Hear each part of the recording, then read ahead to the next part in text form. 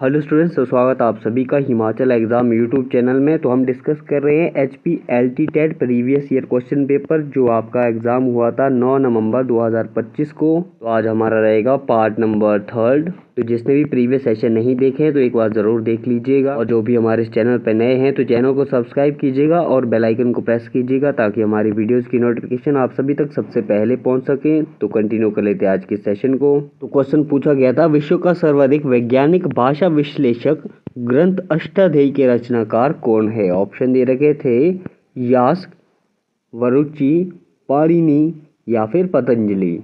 तो विश्व का सर्वाधिक वैज्ञानिक भाषा विश्लेषक ग्रंथ अष्टाध्यायी के रचनाकार थे भाई पाणिनि। ऑप्शन नंबर सी सही हो जाएगा।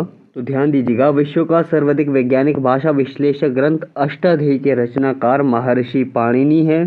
तो अष्टाध्यायी जो है ये है भाई संस्कृत व्याकरण पर आधारित। इसमें 8 अध्याय और लगभग 4000 सूत्र है। इसे दुनिया का पहला भाषा विज्ञान ग्रंथ माना जाता है। यह सूत्र शैली में लिखा गया है जो बहुत संक्षिप्त और सटीक है। कौन सी शैली में भाई? सूत्र शैली में लिखा गया है आपका अष्टाध्यायी।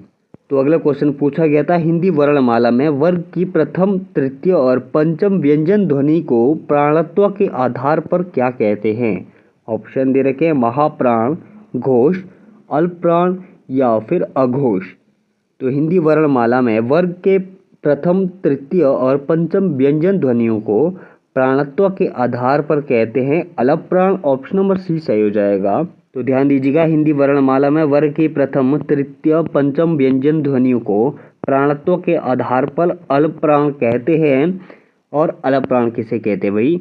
जिन वर्णों के उच्चारण में वायु कम मात्रा में बाहर निकलती है उन्हें अल्पप्राण कहा जाता है। वर्ग के अक्षर है, यानी प्रत्येक वर्ग का पहला, तीसरा और पांचवा वर्ण जैसे क, ग, ळ और अंतस्थ व्यंजन बोले तो य, र, ल, व भी जो है अल्पप्राण है। और सभी स्वर यानी हिंदी के सभी स्वर जो है अल्पप्राण की श्रेणी में आते हैं। यहाँ पर देख लेते हैं अल्पप्राण और महाप्राण। तो अल्पप्राण में यानी वर्ग के वर्ण होते हैं पहला, तीसरा और पांचवा, और महाप्राण में होते हैं दूसरा और चौथा। उदाहरण के तौर पर देख लेते हैं, क वर्ग में क, ग, ळ यानी पहला, तीसरा, पांचवा और दूसरा और चौथा बोले तो ख और घ आपका महाप्राण है। तो अगला क्वेश्चन पूछा गया था, खुमान रासो किस कवि की रचना है? ऑप्शन दे रखे हैं नल सिंह, शार्ंगधर, दलपति विजय, अमीर खुसरो। तो खुमान रासो के रचनाकार है भाई दलपति विजय। ऑप्शन नंबर सी सही हो जाएगा। तो ध्यान दीजिएगा, खुमान रासो के रचनाकार दलपति विजय है।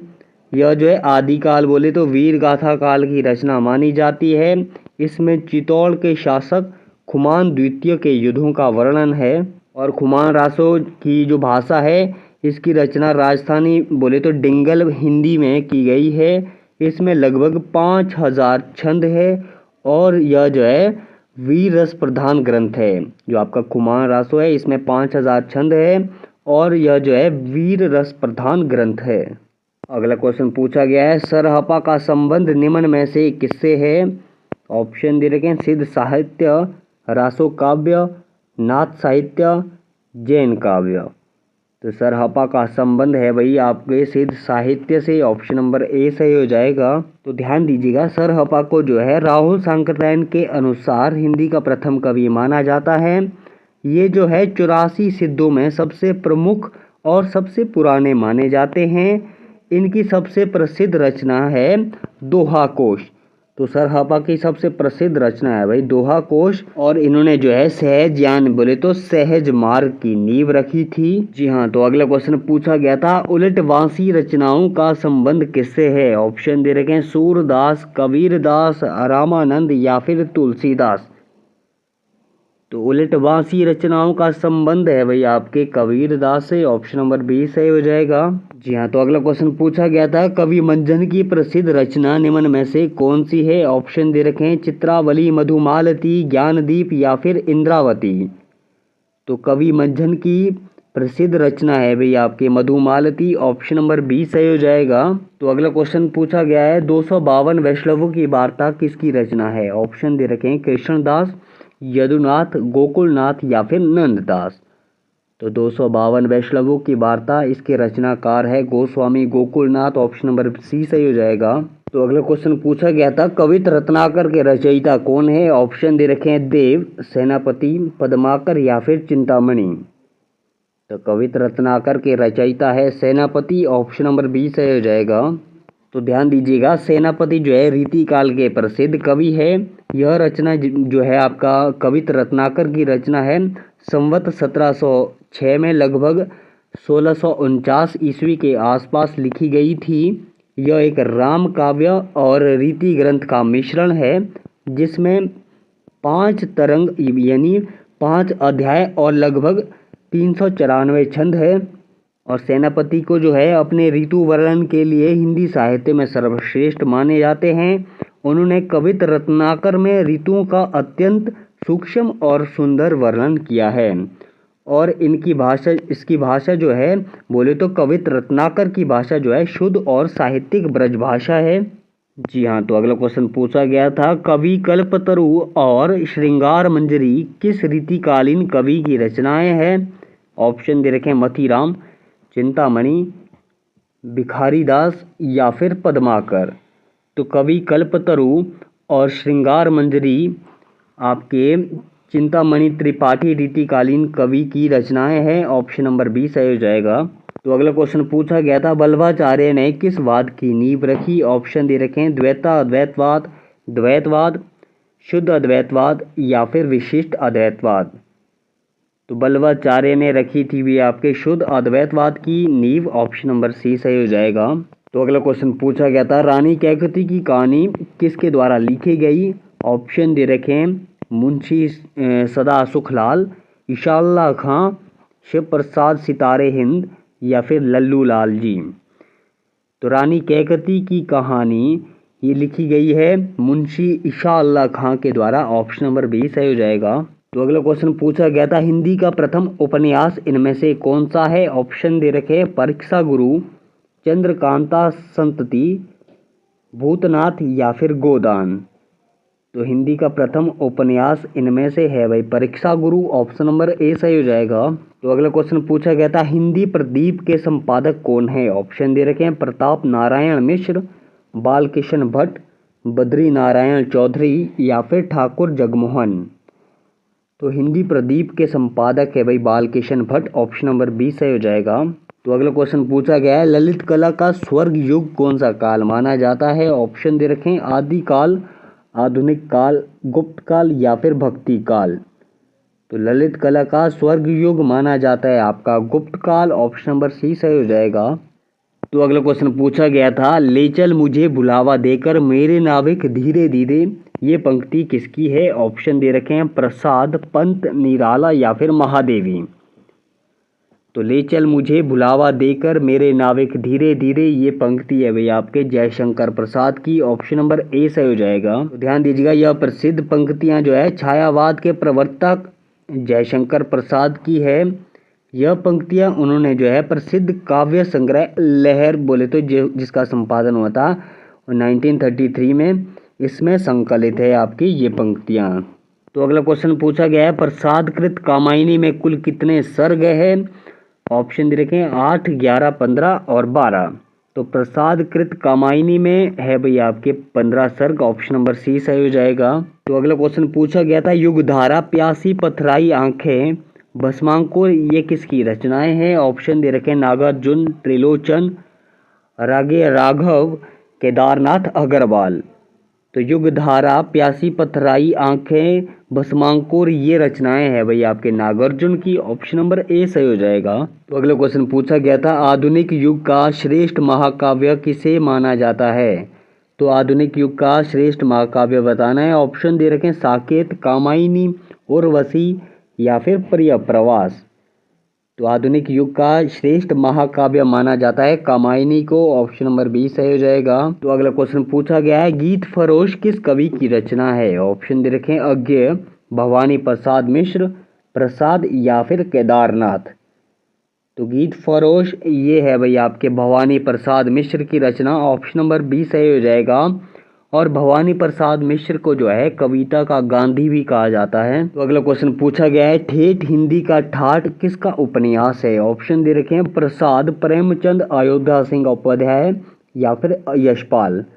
तो ठेठ हिंदी का ठाठ ये उपन्यास है भाई अयोध्या सिंह उपाध्याय, बोले तो हरिऔध का। ऑप्शन नंबर सी सही हो जाएगा। तो अगला क्वेश्चन पूछा गया है, अंधों का रंगमंच किसे कहा जाता है? ऑप्शन दे रखे हैं, काव्य नाटक को, रेडियो नाटक को, टीवी नाटक को या फिर इनमें से कोई नहीं। तो अंधों का रंगमंच कहा जाता है भाई रेडियो नाटक को। ऑप्शन नंबर बी सही हो जाएगा। तो अगला क्वेश्चन पूछा गया था, जमीन पक रही है किस प्रकार का संग्रह है? ऑप्शन दे रखे हैं, उपन्यास, नाटक, एकांकी या फिर काव्य संग्रह। तो जमीन पक रही है ये एक काव्य संग्रह है। ऑप्शन नंबर डी सही हो जाएगा। और ये काव्य संग्रह किसका है भाई? केदारनाथ सिंह का है। तो जमीन पक रही है ये काव्य संग्रह है केदारनाथ सिंह का। तो अगला क्वेश्चन पूछा गया था, लोक के राग विराग, हर्ष विषाद, सुख दुख की सहज, अकृत्रिम, स्वाभाविक व सरस अभिव्यक्ति का नाम है। ऑप्शन दे रखे हैं, लोक साहित्य, लोक संस्कृति, लोकतंत्र या फिर लोक संस्कार। तो इसका राइट आंसर हो जाएगा लोक साहित्य। ऑप्शन नंबर ए सही हो जाएगा। तो अगला क्वेश्चन है, मनोरी किस कहानी का पात्र है? ऑप्शन दे रखे हैं, ईदगाह, मलबे का मालिक, अपना रास्ता लो बाबा या फिर वापसी।